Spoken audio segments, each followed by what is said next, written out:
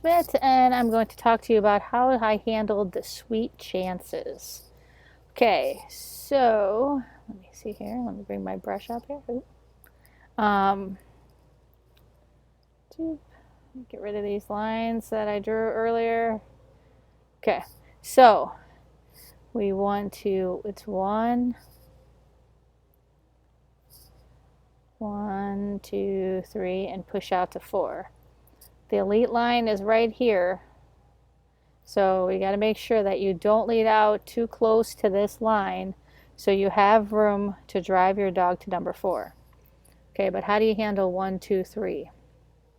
I let out somewhere, let's see, okay, I let out somewhere around here, and I used my right arm and I pointed to the outside of number 2.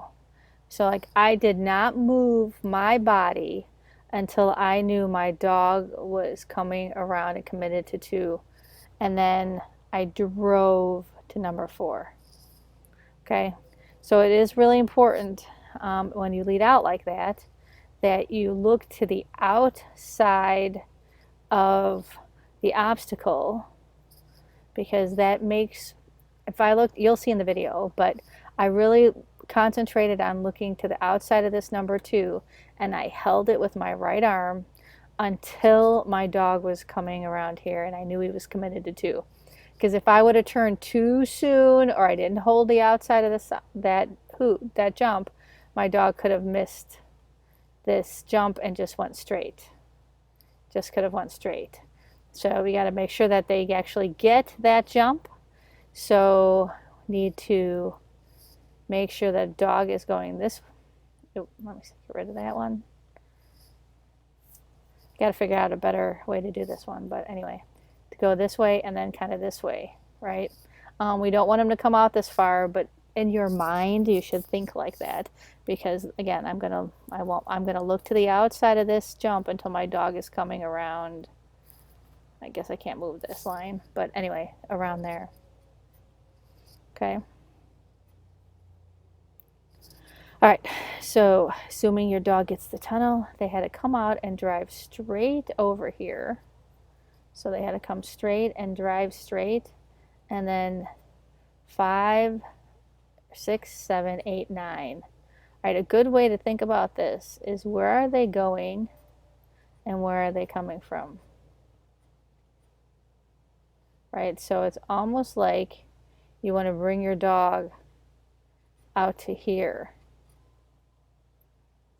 Out here to set this straight line up. Let me see here. Let me get rid of these lines. Because if your dog comes around here and comes tight, they really see this hoop here. So a tandem, I was standing around here, and I cued him too tight here, and he came around tight, and I had to really push hard to get him back out to 9.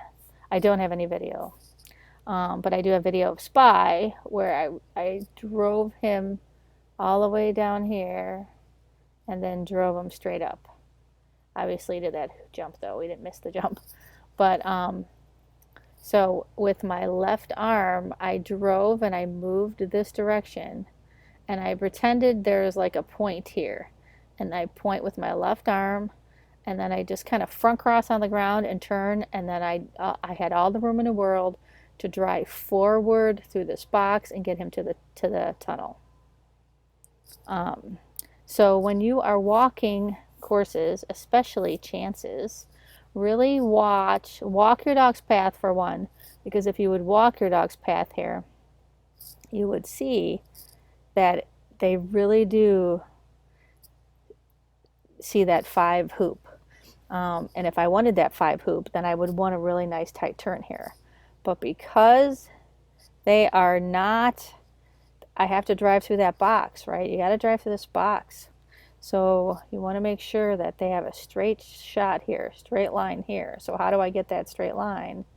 Is to kind of V set here, really bring them to that point until I know that they're driving they all have to do is turn around and drive forward. So you really need to shape this line up and this line to the tunnel also. If I did not try the bonus because 1, 2, 3, 4, I need to practice that. I ended up, we had the same beginning in regular, sweet regular, and I did stay behind here because there was some shooting going on and I was scared and I didn't think I'd even be able to run, so I knew I wouldn't get a lead out. And I actually was able to release him and cross behind here and send him to the tunnel. And then we did something else in regular. But this is something that I will practice too, is in the event, and if you don't have a lead out. If I didn't have too much of a lead out, ideally, you still have, it doesn't matter if I'm on, like I did start on this side, and then I just rear crossed and drove to the tunnel. So, anyway, I hope this was helpful. And you know what, again, when you're walking, especially classes that have lines, really walk your dog's path and look and think about where you should be looking and pointing.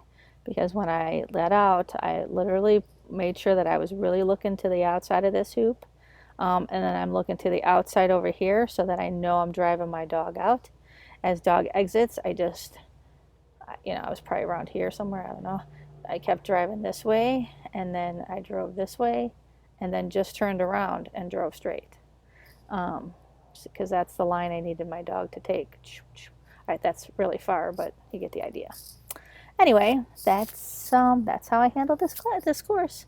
So have a good day. Bye. Oop, all right.